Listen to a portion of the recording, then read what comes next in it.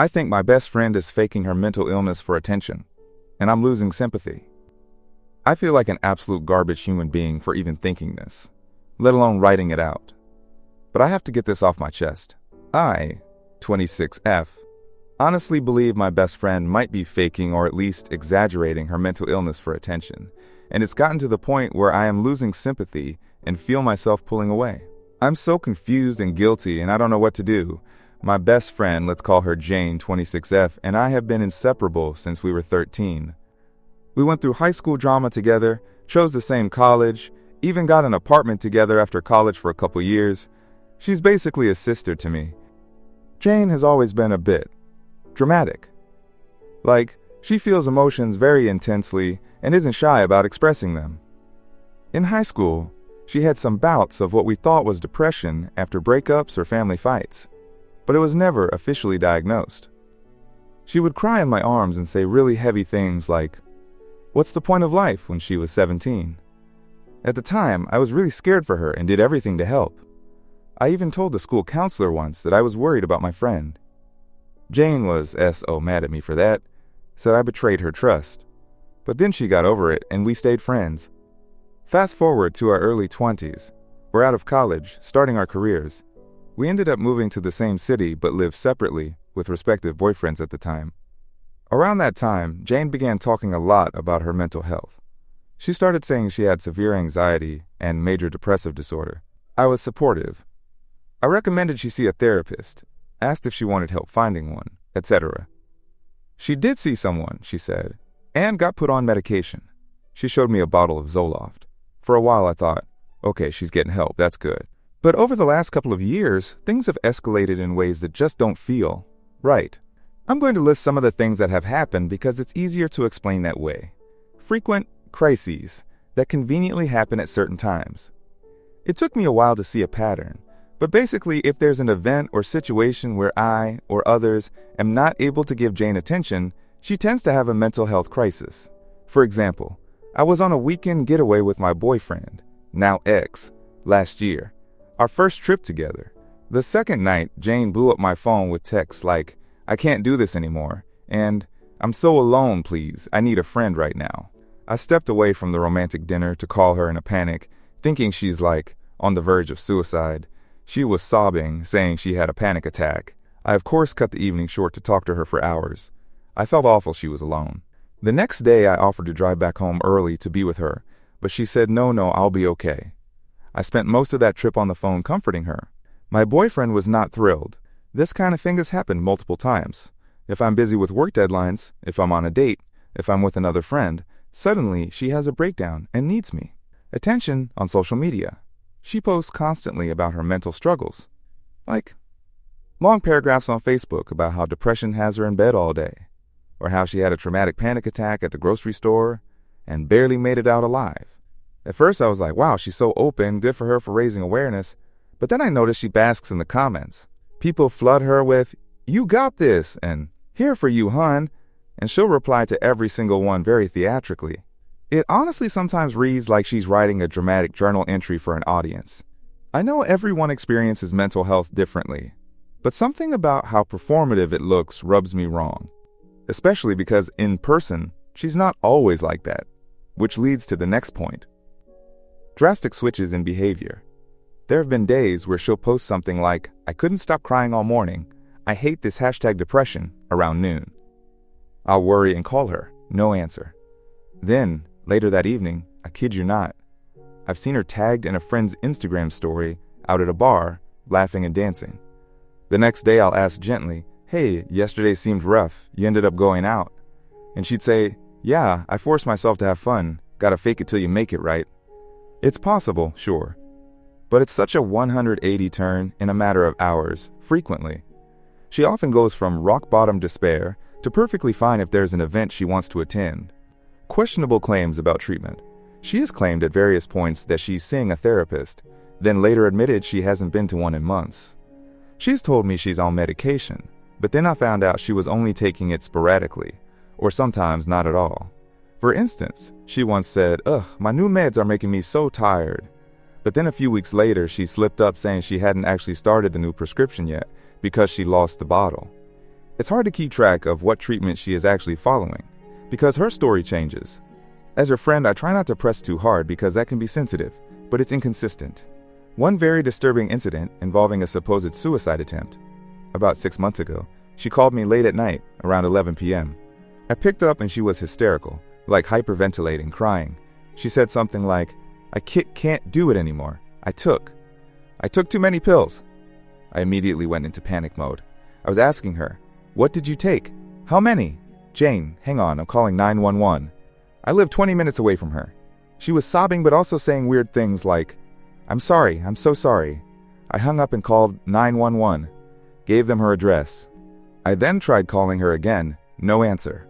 I was freaking out, jumped in my car in my pajamas, and drove like a madwoman to her apartment. I seriously thought I might find my best friend dead. When I got there, the paramedics were already there, and Jane was conscious and alert, sitting on the couch, looking embarrassed. They said she insisted she was fine. They checked her vitals and apparently determined she didn't need to be hospitalized. I was confused. She told me she took too many pills, so shouldn't she at least be checked? The paramedics quietly told me she claimed it was just a panic attack, and that she hadn't actually taken anything. They seemed a bit annoyed, to be honest. After they left, I gently asked her what happened. She said it was a misunderstanding, and that she felt like she wanted to die, so she started to pour out pills but never actually took them. She apologized for scaring me and said, "I didn't mean for you to call 911, I freaked out." I was shaken, but of course I was mostly just relieved she was okay. I told her I wasn't upset with her, I just was worried. But as I thought about it later, I felt uneasy. The way she had spoken on the phone, slurred speech saying she took too many, versus the reality that she hadn't taken any, it didn't add up. It was almost like she wanted me to believe she had OD'd. But who does that if they didn't actually do it? Maybe she truly was in crisis and changed her mind last second. I don't know, it left me feeling very conflicted. My own life events being overshadowed. This one hurts to admit. Whenever something big is happening for me, she tends to have an episode. When I got a promotion at work and was super excited, she initially was happy for me, but that very night she had a breakdown about how she's a failure in her career. She's not, but she was very dramatic about hating her job, sobbing, etc. I spent hours that night consoling her instead of celebrating my promotion. When I started dating someone new and things were going well, she suddenly had a spike in severe depressive episodes, and I had to constantly reassure her I wasn't going to abandon our friendship. When I mentioned possibly moving in with my boyfriend, she had an anxiety attack about us not being roommates anymore. We haven't been roommates for years, but I guess the idea of me being less available triggered her. It often feels like anytime my life is going well, or I'm focusing on something not her, she subconsciously or consciously finds a way to pull the attention back to her needs. There's more, but those are some of the main points. I feel awful typing all that out because it sounds like I'm just dumping on someone who is mentally ill. I know mental illness can make people act in ways that seem attention-seeking, but are really cries for help. I've told myself that for years, that she's not faking, she's genuinely suffering, and I need to be there for her. And I have been. So much. I've answered every 2 a.m. call. I've canceled dates to calm her down. I've taken days off work to drive her to appointments that she sometimes didn't even go into. I even almost lost a boyfriend who felt I was prioritizing her over him. At one point he thought maybe she had romantic feelings for me, given how much she demanded my time. I don't think that's it. I think it's purely platonic codependency from her side. But at a certain point after so many incidents I started to question things, like the night with the pills. I can't forget that. It felt so real in the moment, but afterwards I felt manipulated. Another example, her birthday last month. We had a small party planned. She was fine leading up to it, excited. Then on the day, she had a public meltdown at the party. She started crying that no one cares about her, that we only show up out of pity, that she knows how this ends with everyone leaving. It was extremely awkward. We were literally there to celebrate her, and she's having what looked like a panic attack in front of everyone. We all, of course, reassured her, gave her attention, and the party basically shifted from fun to comforting Jane. Not gonna lie, a couple friends seemed annoyed. The next day she posted a long thing about having severe anxiety on your birthday is so bittersweet, and thanking friends for putting up with her. It's like she acknowledged it, but also, IDK. I realize how biased I sound. I'm focusing on the negatives. So let me balance it. I do believe Jane struggles with anxiety and depression to some extent. I've seen her in genuinely low moments where my heart breaks for her. There have been times she couldn't get out of bed and I brought her food, and I felt her despair was real. Not everything feels fake. I think that's why I'm so torn. It's like, some of it is real, and some of it, to me, feels exaggerated or even fabricated when convenient. Maybe it's not black and white. Maybe she does have mental health issues, but also has learned that these crises get her attention, and she leans into that. Is that something people do? Use their illness to get emotional needs met? That still is an issue that needs addressing, but it's not exactly faking then. It's more like exploiting. I haven't dared to voice these thoughts to anyone who knows us, because it would make me look like an absolute asshole. Our other friends see what she shows publicly, which is she's struggling bravely.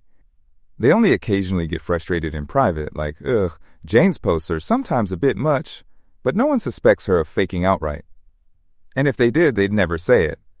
I mean, who wants to accuse someone of faking mental illness? It's a huge taboo, and for good reason. You can really hurt or gaslight someone if you're wrong. Which brings me to my guilt. What if I'm wrong? What if she truly is just that mentally ill, and I'm a crappy friend who's tired of caring? That would make me a monster, wouldn't it? I feel so conflicted because on one hand, I'm finding myself irritated and exhausted with her constant drama. On the other hand, I think, if she really can't help it, then abandoning her would be unforgivable. We've had small conversations about how I'm feeling, but I've never said, I think you're faking. God, no. I have, however, tried to encourage her to rely more on professional help and maybe family, and not solely me. Sometimes I've said things like, hey, I'm not a therapist, I think you should tell all this to your therapist, they can really help, when she's spiraling. She usually responds, I know, I just need support from my best friend too. I get that, but I feel like I'm her lifeline 24/7. One time, I did gently raise the concern about how her social media posts might be affecting her. I said, maybe constantly immersing in the identity of being ill could make her feel worse or invite negative attention. She got defensive, saying she's just being honest and helping others know they're not alone. I dropped it and apologized because I felt I overstepped. It's at a point now where I dread seeing her name on my phone. When she texts, I get a knot in my stomach. Is it gonna be a normal, hey, how are you? Or is it a novella of how miserable she is today? 9 times out of 10 lately, it's the latter. I have started taking longer to respond, or sometimes giving excuses like, I'm busy, which I am often busy with work, but normally I drop stuff to be there for her. I've stopped doing that as much. And the horrible thing is, as I distance a bit, she just escalates more to reel me back in. Like recently, I went a whole day without answering a non-urgent rant of hers. I needed a mental break. The next day, she sends me a photo of her arm with superficial cuts on it, and the caption, I messed up last night. Please don't be mad. I immediately freaked out and called her. She admitted she had been drinking and cut herself a little after I didn't respond because she felt convinced I hated her. I felt so guilty. I apologized to her for not being there, if you can believe it. She turned it into me, reassuring her I'm not going anywhere.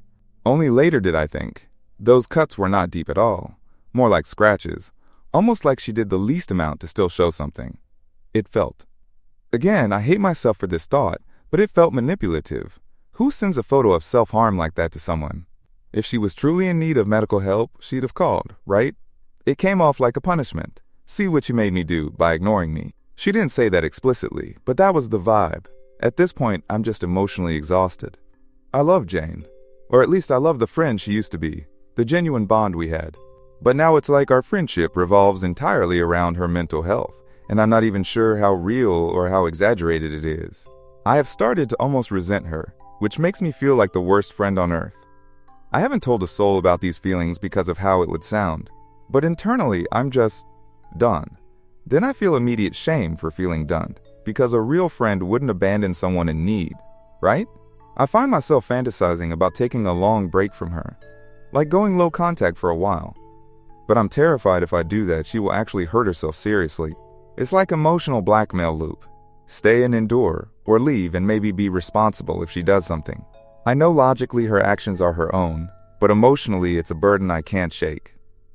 I guess I'm posting this to get an outsider's perspective. Has anyone dealt with a friend who might be faking or exaggerating mental illness? How do you even approach that? What do I do without being a total jerk? I am losing sympathy, and that phrase alone makes me want to cry, because I never thought I'd feel that way about my best friend. To be clear, I don't want to just drop her like a hot potato. I want my friend to be well, and I want a healthy friendship where I'm not her 24/7 therapist. I want to trust that when she says she's in crisis, it's real and not a ploy to control our dynamic.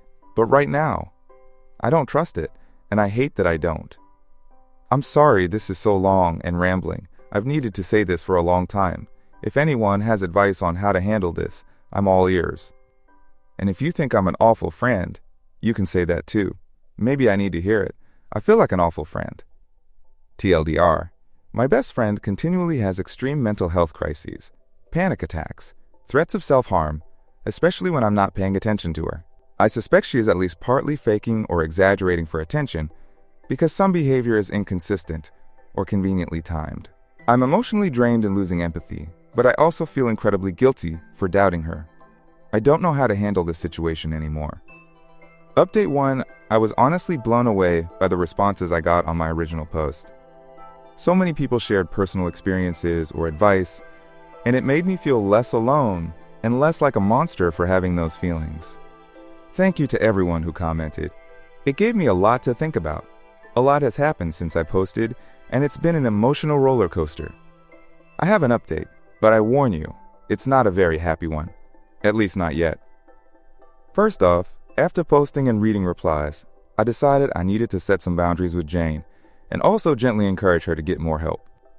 Many of you said something like, "Don't light yourself on fire to keep someone else warm," which really resonated. I realized I was nearing burnout, and that wasn't good for either of us. So about a week after the post, I met with Jane in person at my apartment, neutral ground, not hers where she might feel more comfortable playing out an episode. I told her I wanted to talk about something important. She seemed a bit anxious right off the bat, probably sensing seriousness. I basically said, paraphrasing, "Jane, I love you and I care about you. I want you to be okay. I've noticed that over the past year or two, I've become almost your sole support system for your mental health, and it's weighing on me. I'm worried that I'm not equipped to help you the way you need. I really think it would be good for you to find a consistent therapist and maybe a support group, because I'm just one person and I'm not a professional." I tried to word it very carefully and caringly. I also included, "I know I haven't been as responsive lately. I'm feeling very overwhelmed and I think I need to take care of my own mental health a bit too." I was shaking saying all this, anticipating a blow-up. Well, she did not take it well. She got very quiet as I spoke, kind of staring at the floor. She said in a flat tone, "So you don't want to be my friend anymore?" I immediately said, "That's not what I said or want. I just need healthier boundaries." She then said, "Everyone leaves. I knew this would happen." And she started crying, but it quickly escalated into full-on sobbing and almost hyperventilating. I tried to comfort her, but she actually pushed me away and said, "No, you don't get to do that. You're just going to abandon me like everyone else." It was. I kept trying to explain that I'm not abandoning her. I'm trying to help her get better help. She just kept saying things through tears like, "I'm sorry I'm such a burden, and I'm sorry I'm not fun anymore." I told her she's not a burden, half lie, half truth, I guess, and that I want her in my life, just that our friendship can't continue in the extremely imbalanced way it has been. Eventually her sobbing turned into anger. She said, "It's fine. I get it. I'll leave you alone. Don't worry about me. I'll deal with my shit on my own, like I should have from the start." The way she said it was kinda icy. I didn't want the conversation to end on that note, but she started gathering her purse, clearly ready to leave. I was still pleading with her not to misunderstand me, but she just walked out, saying, "I'm sorry I bothered you," and slammed my door. I was left sitting there feeling like the worst villain ever. Part of me was angry at how she twisted my words, but part of me was just devastated, thinking I may be really screwed up and this was the beginning of losing her. That night she ignored my calls and texts. I thought, give her space. She needs to cool down. The next day, I saw she made a Facebook post that was obviously about me, though she didn't name me. It said, "Nothing hurts more than realizing the person you thought would always be there for you is tired of you. Mental illness is so isolating. I'm at my breaking point." Of course, a bunch of people commented with support, and some vague crap like, if they can't handle you at your worst, they don't deserve you at your best. I admit, I felt a flash of irritation. She was making me out to be some fair-weather friend who ditched her for having problems. I resisted the urge to reply or defend myself, because that would only make things worse publicly. I did privately text her a heartfelt message reiterating that I care about her and am here, just that I need her to have additional support too. She didn't reply. For the next week, we had very minimal contact.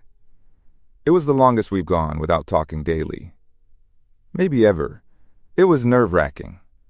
I kept checking her social media to see if she was okay. She posted a couple sad memes and quotes about feeling alone, etc., but nothing alarming like the previous pill incident or self-harm photo. I did notice she hadn't posted any photos of injuries or dramatic goodbye-type messages. It was mostly just sullen silence and those vague, sad posts. Mutual friends started noticing we weren't hanging out. One of our mutual friends, Emily, actually asked me if Jane was okay because she'd been so quiet and not showing up to group things. I ended up confiding in Emily a bit without going into all my suspicions, just saying Jane and I had a bit of a conflict and that I was worried about her. Emily, to my surprise, said she'd also been worried that Jane's social media posts were getting out of hand and that she had seemed to be seeking attention in unhealthy ways. Hearing that validated me a bit, so it wasn't all in my head if others noticed it too. Emily and a couple others decided to invite Jane to a girls' night to cheer her up, without involving me, to avoid awkwardness or triggers since Jane was mad at me. Jane did go to that, which I was glad to hear. Apparently she was subdued but participated. I was relieved she wasn't isolating completely. A few days after that gathering, I got a message from Jane.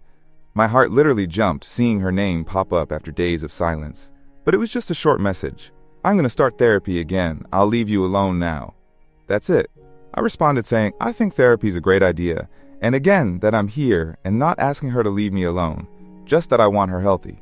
She didn't reply. True to her word, she left me alone, in the sense that she stopped reaching out almost entirely. I'd send a check-in text every couple of days. Hey, thinking of you, hope you're all right. Usually met with a one-word response like, thanks or no reply. On social media, she went totally dark, no posts at all, which was eerie given she used to post daily. I was worried but also trying to respect her space. This limbo lasted maybe 2 weeks. Then the breaking point came. One night, maybe 3 weeks after our talk, at around midnight, I got a call from Jane's mom. I know her mom, but we're not super close or anything, so I was startled. I answered and her mom was distraught, asking, do you know where Jane is? She left the house in a horrible state. She was hysterical, and now she's not answering her phone. Some context. After our fight, Jane had apparently gone to stay at her parents' home a town over. I didn't even know that until her mom called. So I told her mom I hadn't heard from Jane that day. Her mom then told me that earlier that evening, Jane had a big argument with her, the mom, and their family.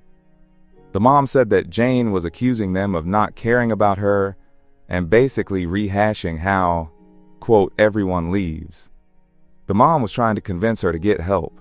Seems I'm not the only one who tried, and Jane blew up. She then stormed out of the house and drove off. Now her mom was terrified because Jane had been saying some really dark things, like wishing she was dead, etc. My heart dropped. This sounded very serious. I immediately tried calling Jane. No answer. Texted. No answer. I asked her mom if she knew where Jane might go. Her mom had no idea, just that maybe somewhere in the city since she knew a few friends there, including me. We were close to calling the police to report a missing person or at least be on the lookout when I got a text from Jane. It was cryptic. I'm sorry, please tell my mom I'm sorry. I immediately dialed her number. No answer. I texted back, where are you? Please, your mom is worried? I am worried. We love you, just talk to me. She responded a minute later with, I can't do this anymore. I took something to help me sleep. My body went cold. Here we go again, I thought, but this time it felt potentially real because of how serious everything had been. I tried calling, no response.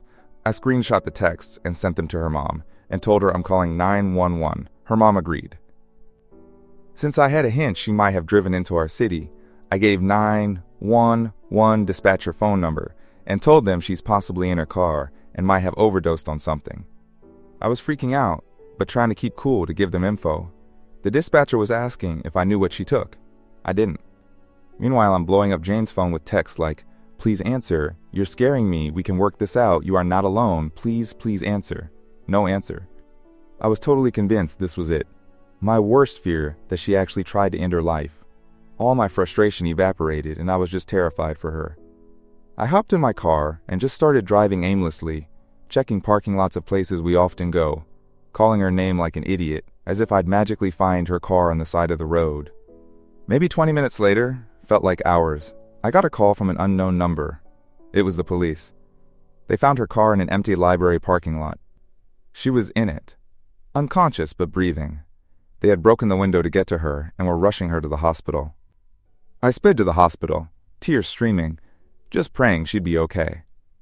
At the hospital, it was a blur. Her mom and dad arrived not long after. Because I was the one who found her, via communication, they let me back with her parents once she was stable.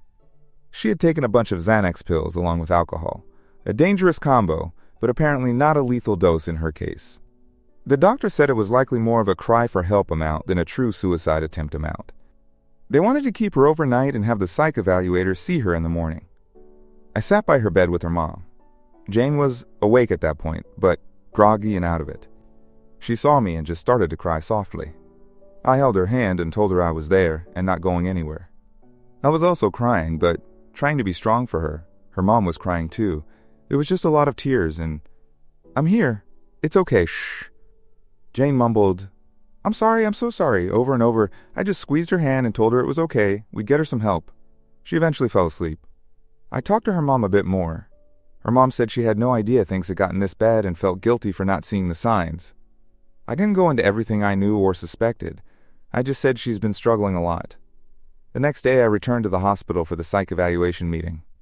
Basically, they recommended she do an inpatient stay at a mental health facility for a while, given this was an overdose situation.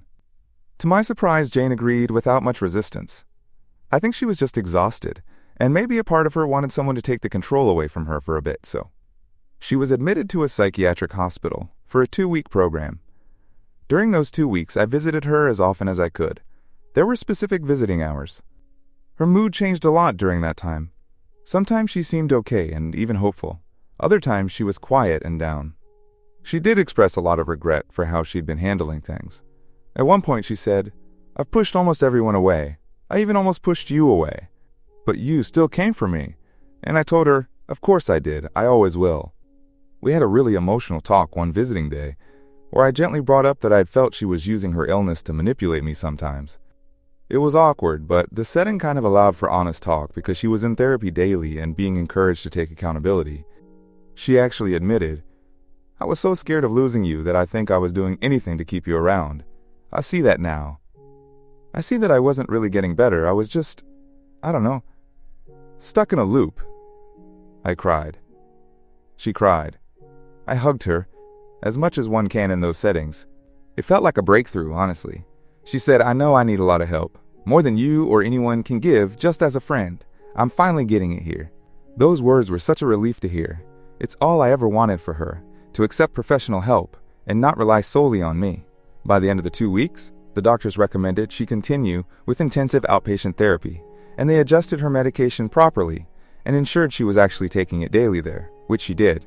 She was discharged, and she moved back in with her parents for the time being for support. That was about a week ago. She's now going to therapy 3 times a week and has a psychiatrist monitoring her meds. She's off social media completely for now. On her own choice, she said it was not helping her. She and I are talking daily again, but importantly, our conversations are healthier. She's not just trauma dumping. We talk about her therapy, or we watch a show together over the phone, or talk about my life too. It's balanced. She actually told me, "If I ever start slipping into those patterns again, you have my permission to call me out or talk to my therapist or whatever. I don't want to be that person anymore, the one who guilt trips her best friend into staying." I told her we'll work on everything together, one day at a time. I know it's not a perfect happy ending. Mental health is a journey, not a destination. She has a lot of work to do still, and I have to rebuild trust too. Part of me is still a bit on edge, worried it could revert. But I'm cautiously hopeful now. I feel like I have my friend back, the real Jane that was buried underneath all that chaos. I'm also attending a few therapy sessions myself, with her, family sessions they invited me to learn how to support her without enabling any unhealthy behaviors, and how to maintain my boundaries. Those sessions have been helpful for me to voice my feelings, like the resentment I built up, in a safe environment. It's been an incredibly intense month, but I'm so thankful she's alive and getting help. I realize now that even if some of her actions were fake or exaggerated, the pain driving them was real. She really was in a bad place mentally, and it manifested in attention-seeking because she was desperate and didn't know how else to cope. That doesn't excuse the manipulation, but it makes me understand it better. We're both learning and healing, I guess. I wanted to update you all because so many of you were so kind, and also because I half expected a tragedy and thought I might be coming back here with the worst news. I'm relieved that's not the case. I know this isn't the end-all be-all resolution. There's a long road ahead, and things could still be rocky at times. But for the first time in a long time, I see a future where our friendship can be healthy and where Jane can be healthier and happier in herself. Thank you again to everyone who listened and offered support. It truly gave me the push to set boundaries, which perhaps set this chain of events, even though it got worse before it got better. Without that push, I might have just continued this cycle, and who knows what worse could have happened. I will probably step away from Reddit for a bit to focus on real life, but I appreciated the community when I needed it. Hug your friends, and don't be afraid to speak up when something's not right. It might save a life. Update 2. I didn't think I'd need to write another update, but life is messy and things don't always progress smoothly. It's been about 3 more months since Jane's hospitalization and initial recovery period, and I wish I could say everything has been sunshine and rainbows. It hasn't. It's been confusing, to say the least, and I find myself again unsure of where things stand. Initially, after her discharge and intensive therapy, Jane was doing really well. It was like night and day. She was attending therapy sessions regularly, taking her medication diligently, living with her parents, and rebuilding her relationship with them. Our friendship felt normal again. We'd chat about silly things, hang out and watch movies, even go to the mall, things we hadn't done in ages because everything used to revolve around her crises. She seemed happier, lighter. I thought, this is it, we made it through the storm. For about 2 months, that was the trend. She even started volunteering at an animal shelter, which she said made her feel good and gave structure to her days as she wasn't back to work yet. I was proud of her, and I told her so. However, about a month ago, I noticed a shift. It was subtle at first. She started complaining that her new therapist wasn't actually helping, and that the meds made her feel numb. She said she might talk to her psych about coming off some of them, because she didn't like feeling like a zombie. I was concerned and urged her to do that only under doctor supervision, which she agreed she would. Around that time, she also reactivated her social media, but in a limited capacity. Like she came back to Instagram but only posted upbeat things, photos of her dog, etc. No big confessions or anything. Then she missed one of our hangouts, saying she felt sick. No biggie. But then she canceled on a group dinner saying her anxiety was too high that day. Okay, I thought. Rough day, maybe. We had our annual tradition of going to a holiday craft fair, something we've loved since college. On the morning of, she told me she couldn't go. I pressed to ask why, since she'd been excited the day before. She confessed she'd been feeling really down the last few days and didn't want to bring me down with her gloom. She insisted I still go with others. I told her I'd rather be with her if she's down, but she said she just wanted to stay in bed. After some back and forth, I didn't push more and said okay, and I went without her but felt guilty. Later that week, I went to her parents' house to check on her. She was in her room, looking a bit messy, like unkempt hair, pajamas, and late afternoon. She perked up when I came, though. We talked, and she admitted she'd been slipping back into depression lately. I asked if she was still taking her meds and going to therapy. She hesitated and said, not really. I kind of stopped the meds on my own, and I haven't gone to therapy in 2 weeks. This alarmed me. I tried to stay calm and suggested maybe that's why she's feeling worse again. She got a bit defensive, saying the meds were dulling her and therapy felt like a chore. I encouraged her to at least talk to her doctor, maybe try a different medication rather than quitting cold turkey, which can be dangerous. She was non-committal. I left feeling uneasy, fearing a regression. In the following days, she was harder to reach again. My PTSD from before kicked in. I started panicking that we were headed right back to square one. I remember texting her something along the lines of, "You're scaring me. Please don't shut me out or lie if you're not okay." She responded, "I'm fine, just numb. Need space." Those words, "need space," gave me flashbacks to when she told me she'd leave me alone after our fight. I didn't know if giving space was good or if it'd lead to isolation and then crises. It's so hard to know. A week ago, things took a concerning turn. She posted on Facebook, her first serious post since being back. A very long, cryptic message. It said, "Recovery isn't linear. I thought I was better, but I feel empty again. To everyone who cheered for me, I'm sorry. I feel like a disappointment. The truth is, the darkness never left. It was just hiding. I don't know if I have the energy to pretend I'm okay anymore." Seeing that, my heart sank. People, of course, responded with encouragement again, though some who knew of her hospitalization were extra worried, commenting things like, "You've come so far, don't give up," or "Sending love, call me if you need to talk." I noticed she didn't respond to anyone. I called her right after I saw the post. No answer. I texted, no answer. Her mom also saw the post and called me, which I almost expected. I told her I'd been worried too and was trying to get a hold of Jane. Her mom then told me in a hushed tone that they'd found out Jane had stopped all her meds a month ago, basically when she started complaining about feeling numb. Apparently, she never told her psychiatrist. She just quit. So naturally, she's been withdrawing plus her underlying symptoms returning. Her mom also said she's refused to go to therapy the past couple weeks. They were at their wits' end convincing her. I asked if she was at home. Her mom said yes, in her room, door locked, refusing to talk to them much. I decided to go over there right away. When I got there, her mom let me in and I went up to her room. I knocked softly and said it was me. After a pause, she opened the door. She looked bad, like she'd been crying nonstop, eyes puffy, face pale. I immediately hugged her, and she started sobbing into my shoulder. I just held her for a long time. We ended up sitting on the floor of her room and she really let out a lot. She said she felt overwhelmed by expectations, that when she got out of the hospital, everyone was so proud, and she felt like she had to live up to being better.